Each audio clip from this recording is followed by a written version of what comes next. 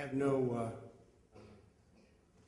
dog in this fight. I'm just a business guy who wants to learn more about it. Yeah. And, I'm actually one of those little guys that you just talked about, and I'm concerned that what is going on in Washington is going to vastly impact my business. I'm a business owner, to the point that it's going to be really tough to make a profit.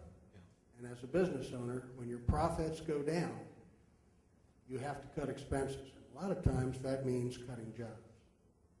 And that is the worst of all things, to have to change someone's life because you're trying to make a profit. Not, it's just an awful situation, as you know. May I ask two questions? The first is, Representative Markey was promoting the extra costs of cap and trade, indicating that it would be worthwhile because it would stimulate technical innovation, and as a result, it's going to revolutionize an industry, and therefore we should go full speed ahead with this. And of course, I'm sitting there wondering, I know that's going to cost everybody something, because you can call it a tax, you can call it just extra expenses, but it's going to impact, and there's going to be jobs lost as a result of that. Yeah. And so there's got to be a balance there. Do we really need to have cap and trade in order to get that innovation going and all that sort of thing? Just to justify the cost to the people. Okay, let me read something to you to start the answer to your question. In January of 2008, President Obama, then Senator Obama, candidate Obama, gave an interview to the San Francisco Chronicle. And here's what he said. When I was asked earlier about the issue of coal, under my plan of a cap and trade system, electric rates would necessarily skyrocket. Even regardless of what I say about whether coal is good or bad, because I'm capping greenhouse gases.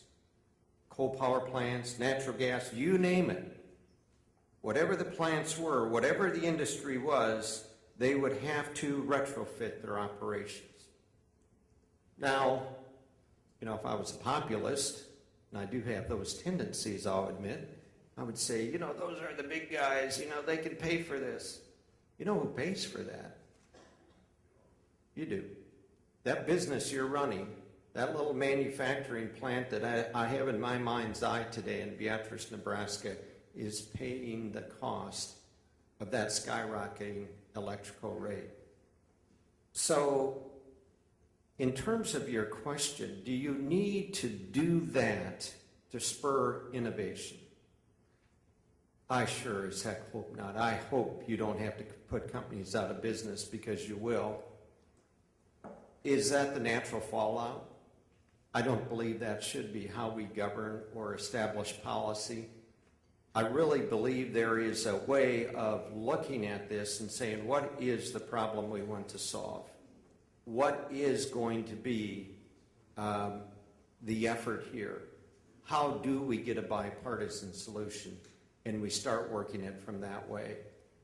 And otherwise, I just don't think you get the bill done. And you know what? Your observation could not be more accurate. If there's additional costs, it's going to fall to somebody. And as you said in the start of your question, you are a little guy. And it's not your power plant we're suggesting be retrofitted, but you will pay the cost of that.